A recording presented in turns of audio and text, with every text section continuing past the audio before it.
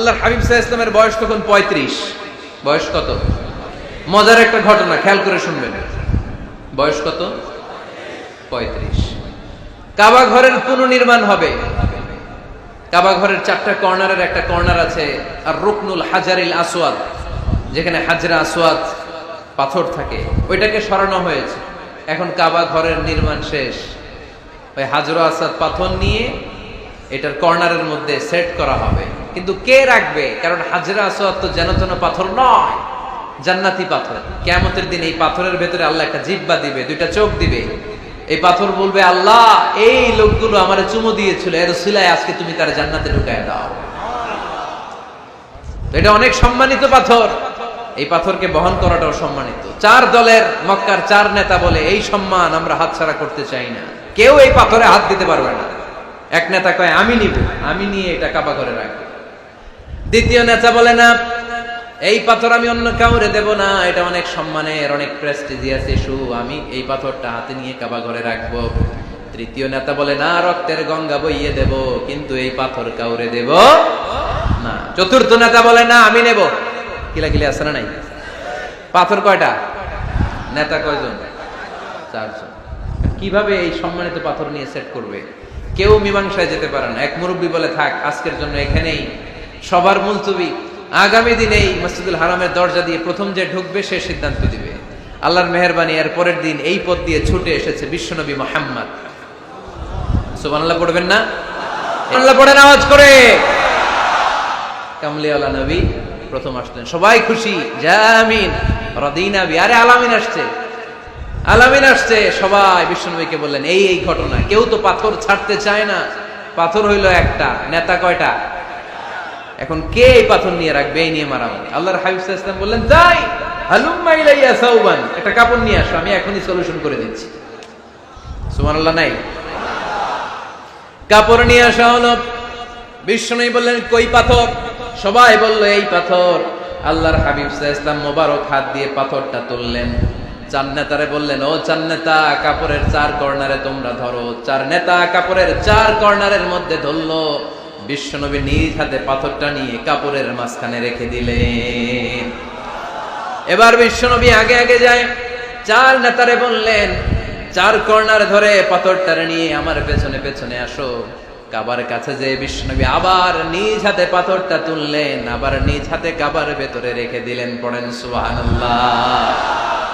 সম্মান আসলে 4 নেতার দিকে যায় নাই, সম্মান গিয়েছে বিশ্বনবীর দিকে। এতক্ষণ কাউরে দিবে না, এখন কেউই ধরতে পারে নাই, তারপরেও খুশি। সুবহানাল্লাহ কইবেন না? প্রথমে যে হাজরে আসওয়াদ পাথর ধরছে কে? বিশ্বনবী। কাপড়ে রাখছে কে? বিশ্বনবী। আবার কাপড় থেকে উঠিয়ে হাজরে আসওয়াদের পাথরটারে কাবার ভেতরে ঢুকাইছে কে? সুবহানাল্লাহ কইবেন না? সব সম্মান গেল বিশ্বনবীর হাতে, সব স্ট্যাটাস গেল বিশ্বনবীর হাতে। 4 নেতা কাপড়ের কিনারা ধইরাই খুশি। এইটাই বলে নেতৃত্বের গুণাবলী। চিল্লায় বলো ঠিক কিনা?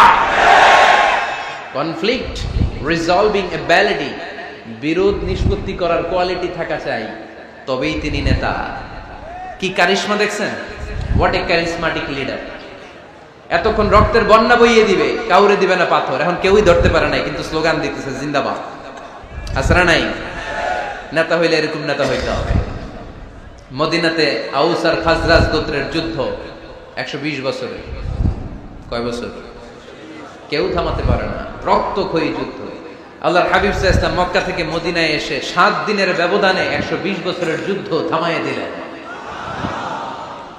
এতদিন এই গোত্রের লোকের সাথে এই গোত্রের কোনো বিয়ে নাই, এই গোত্রের লোকের সাথে এই গোত্রের কোনো অর্থনৈতিক লেনদেন নাই। বিশ্বনবী যখন আউস খাজরাজের যুদ্ধ থামিয়ে দিলেন, মদিনাতে আনন্দের ধুম পড়ে গেল, নতুন নতুন উৎসবের ধুম পড়ে গেল। সব ভাই ভাই। নেতা হইলে এরকম নেতা হইতে হবে, কোনো মারামারি থাকতে পারবে না সমাজে। চিল্লায় কোন ঠিক কিনা? নেতা আসলেই সমাধান, নেতা আসলেই। সহিহ বুখারীতে একটা কিতাব আছে, কিতাবুস সুলহ, মীমাংসার অধ্যায়। একটা বাব আছে, বাবু কওলিল ইমামি লিআসহাবিহি ইযহাবু বিনা নুসলিহ বাইনাহুম। ইমাম সাহেবের এই কথা যে আমাদেরকে নিয়ে চলো, আমরা মিলাইয়া দেব, এটা আল্লাহ রাসূল সাল্লাল্লাহু আলাইহি ওয়াসাল্লামের একটা বিখ্যাত ডায়ালগ। ডায়ালগটা কি? খেয়াল করে শুনেন। যুদ্ধ, মারামারি আর ঝগড়া শুনলেই আল্লাহ রাসূল সাল্লাল্লাহু আলাইহি ওয়াসাল্লাম বলতেন, ইযহাবু বিনা নুসলিহ বাইনাহুম। আরে আমরা আছি তো, আমগরে নিয়ে যাও না, আমরা মিলাই দিব। সুবহানাল্লাহ পড়েন। মারামারি দেখলে বিশ্বনবী মিলায় দিতেন। আল্লাহর হাবিব সাল্লাল্লাহু আলাইহি ওয়াসাল্লাম বলতেন, আলা উখবিরুকুম বিআফদালি দারাজাতিন মিনাস সালাতি ওয়াস সিয়ামি ওয়ান নুসুক। রোজা, নামাজ, সালাতের চেয়ে বড় একটা সওয়াবের কাজ আছে, ওটা কি আমি তোমাদের বলবো না? সাহাবারা বললেন, সেটা আবার কি? বিশ্বনবী বললেন, ইসলাহু যাতিল বাইন। দুইজন ঝগড়া করতেছে, তুমি ঝগড়া না লাগায় দিয়া মিলাই দিবা, এর চেয়ে ভালো কাজ হয় না। জোরে কোন ঠিক কি না? সবচেয়ে শ্রেষ্ঠ কাজ।